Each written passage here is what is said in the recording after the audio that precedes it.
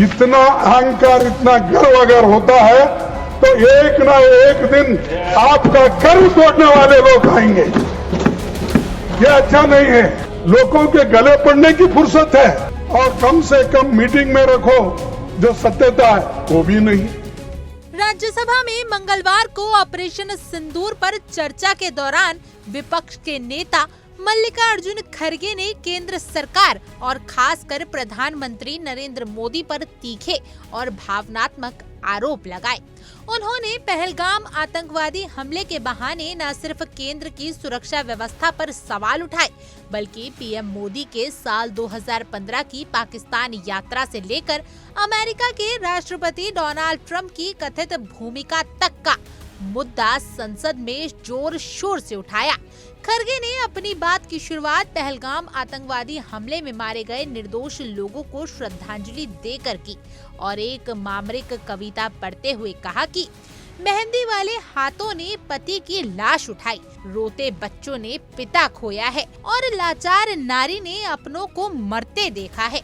इसके बाद खड़गे ने सीधे प्रधानमंत्री पर निशाना साधते हुए कहा कि हम पाकिस्तान की निंदा करते हैं और आप बिन बुलाए जाकर उन्हें गले लगा कर आते हैं। ये कैसा दौरा व्यवहार है। उन्होंने 2015 की उस पाकिस्तान यात्रा को याद दिलाया जिसमें पीएम मोदी पाकिस्तानी सीएम नवाज शरीफ के पारिवारिक कार्यक्रम में शामिल हुए थे। खड़गे ने सवाल किया कि अगर कश्मीर में सुरक्षा ट्रिपल की गई थी तो जैसा कि गृह मंत्री ने दावा किया है, तो फिर 22 अप्रैल को पहलगाम में आतंकवादी हमला कैसे हुआ। उन्होंने कहा कि इस हमले से सिर्फ 3 दिन पहले प्रधानमंत्री ने अपना कश्मीर दौरा रद्द कर दिया था। क्या ये सरकार को हमले की पहले से जानकारी थी? खड़गे ने कहा कि राहुल गांधी ने इस हमले को लेकर विशेष सत्र बुलाने की मांग की, लेकिन सरकार ने कोई जवाब देना जरूरी नहीं समझा। उन्होंने आरोप लगाया कि सरकार को अहंकार है और जवाब देने की फुर्सत नहीं है, लेकिन लोगों को गले पकड़ने की फुर्सत है। राष्ट्रपति डोनाल्ड ट्रंप का जिक्र करते हुए खड़गे ने सवाल किया कि जब सरकार दावा कर रही है कि पाकिस्तान घुटनों पर आ गया था, तो अचानक सीज फायर की घोषणा अमेरिका से क्यों हुई? ट्रंप ने कई बार कहा कि उन्होंने भारत पाकिस्तान के बीच युद्ध रुकवाया। क्या ये हमारी विदेश नीति के खिलाफ नहीं है? उन्होंने पूछा कि क्या व्यापार के बदले किसी दबाव में भारत ने युद्ध विराम स्वीकार किया?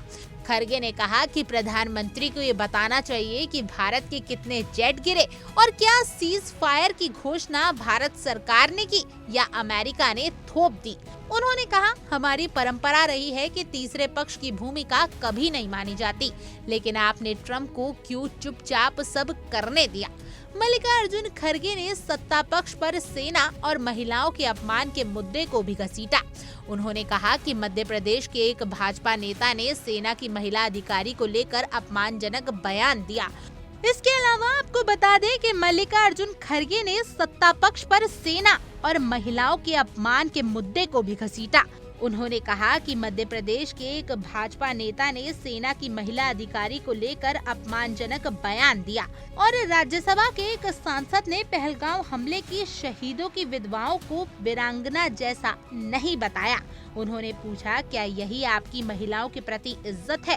सुप्रीम कोर्ट तक ने इन बयानों की निंदा की, लेकिन भाजपा ने इन नेताओं के खिलाफ अब तक कोई कार्रवाई नहीं की। खड़गे का भाषण एक और भावनात्मक अपील थी, तो दूसरी ओर कई राजनीतिक और संवेदनशील सवालों से भरा हुआ था, जिसमें प्रधानमंत्री की विदेश नीति, पाकिस्तान के प्रति उनका रुख, कश्मीर में सुरक्षा व्यवस्था की विफलता और अमेरिका की भूमिका पर गंभीर सवाल थे। उन्होंने अंत में कहा, आप कांग्रेस को कोसते रहते हैं, लेकिन अब तो 10 साल हो गए, कब तक पुराने नामों पर जिंदा रहेंगे? कुछ अपना भी बताइए। राज्यसभा की ये बहस एक बार फिर ये दिखा गई कि सुरक्षा और विदेश नीति जैसे मुद्दों पर सत्ता और विपक्ष के बीच संवाद नहीं, बल्कि कटु टकराव की स्थिति बनी हुई है और आम जनता के मन में अब भी कई सवाल अनुकृत हैं। मैंने और लोकसभा में नेता प्रतिपक्ष राहुल गांधी जी ने प्रधानमंत्री को पत्र लिखकर विशेष सत्र बुलाने का मांग किया, लेकिन हमने इस पत्र का कोई जवाब आया, ना कोई हमको मालूमात हुआ, कोई टेलीफोन भी नहीं किया कि ये नहीं हो सकता, आगे देखेंगे, कुछ नहीं। तो वो सिर्फ हमारे जो भी लेटर्स जाते हैं, हमारे जो पत्र जाते हैं, वो वेस्ट बॉक्स में फेंक देते हैं, देखते भी नहीं। इतना अहंकार, इतना गर्व अगर होता है तो एक ना एक दिन आपका गर्व तोड़ने वाले लोग आएंगे। ये अच्छा नहीं है। आपको लिखने के एक सेंटेंस, दो सेंटेंस लिखने की फुर्सत नहीं है, लोगों के गले पड़ने की फुर्सत है। और डिप्टी चेयरमैन जी, और कम से कम मीटिंग में रखो, जो सत्यता है वो भी नहीं आएंगे नहीं। और आपने तो हमारी बात रखी कि हम लोग आए थे, राहुल जी आए थे, ठीक है, आपको धन्यवाद, कम से कम आप याद अब कर रहे हैं। लेकिन हम आए, आपके मोदी साहब कहाँ थे? क्यों नहीं थे? और हम वो मीटिंग में आते हैं, तुम चुनाव प्रचार में बिहार में फिरते हो, ये तुम्हारी देशभक्ति है। और ये बातें उनको कहना चाहिए। आज इस सदन में हो या उस सदन में बैठना चाहिए था, सुनना चाहिए था।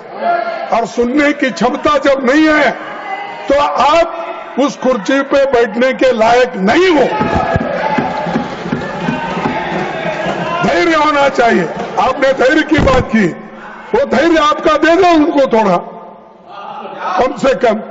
सर, मैं इंटेलिजेंस फेल्योर की बात, डिप्टी चेयरमैन जी अब जरा अकाउंटेबिलिटी की बात करेंगे। 2016 में उरी और पठानकोट आतंकी हमला, 2019 में पुलवामा, और अब 2025 में पहलगाम आतंकी हमला हुआ। इन सभी घटनाओं से साफ है कि बार बार देश की सुरक्षा और इंटेलिजेंस में चूक हो रही है, फेल्यूर है, यह आपको मानना पड़ेगा। और मैं गृह मंत्री जी से पूछना चाहता हूं कि इसके लिए कौन जिम्मेदार है? क्या वो जिम्मेदार है? वही है ना? हाँ, वही जिम्मेदार है। सभी लोग कर रहे हैं, मैं तो पहले ही कहा था। तो जिम्मेदार हो, उनको जिम्मेदारी फिक्स करो उनके ऊपर। ये तो डिफेंस मैटर नहीं है, नड्डा साहब, ये हेल्थ नहीं है, ये उनका जो जाने का था, ये फेल्यूर होकर अब बढ़ चढ़ के ज्यादा, मैं देखा वहां भाषण भी सर, तो ज्यादा वो स्पीकर को नहीं देखते थे, मैं जैसा आपको देख रहा हूं तो देखते नहीं थे, सब इधर करके देख, इधर भाषण, अरे इधर बताना रहता है। यहां आप सभापति हो और आपको कहने का, आपके तरफ से, आपके माध्यम से सब कुछ कहने का है, लेकिन नहीं, चंद लोगों का शौक है कि ऐसा जो पब्लिक मीटिंग में जो करते हैं वैसा पार्लियामेंट में वही करते। तो ये मैं आपसे कहूंगा कि इतनी सब घटनाएं हुई और अब तक बीजेपी सरकार जब से पहले और आज आई है, 5 दफा पहलगाम में ही अटैक होते रहा। इसका सबक भी नहीं लिया। सबक सीखना तो चाहिए, गलती हो गई, ठीक है, गलती को सुधारने के लिए आपने क्या किया? आप वो बातें तो नहीं करें। सर, मैं गृह मंत्री जी से पूछना चाहता हूं कि इसके लिए कौन जिम्मेदार है? अगर वो जिम्मेदार है तो अपनी कुर्सी खाली करने दो, अगर जिम्मेदार नहीं है तो प्राइम मिनिस्टर क्या एक्शन लेते हैं हम देखेंगे। और ये उनको छिपाने के लिए, उनकी गलती छुपाने के लिए, क्योंकि सब डरते हैं नंबर 1 और 2 को, जरा नंबर 3 को जरा थोड़ा जोश है, लेकिन 1 और 2 में तो डर जाते हैं सभी लोग। इसीलिए पाप बेचारा उन्होंने लिया ये जिम्मेदारी, उन्होंने लिया जिम्मेदारी। तो हम मेरी गलती है बोले उन्होंने। तो ये और एक बार पढ़ता हूं, Pahalgam was a security lapse. What happened in Pahalgaon was a very unfortunate. Innocent peoples were brutally killed. I take all responsibility for the incident, which was undoubtedly a security failure. Yes, lieutenant governor Manoj साहब का statement है। तो इसीलिए ये जिम्मेदारी home minister लेना चाहिए, अमित शाह साहब लेना चाहिए। आप जरा उनको बताइए कम से कम। और हमको ये कहते हैं कि ब्यूरो रिपोर्ट, इंडिया डेली।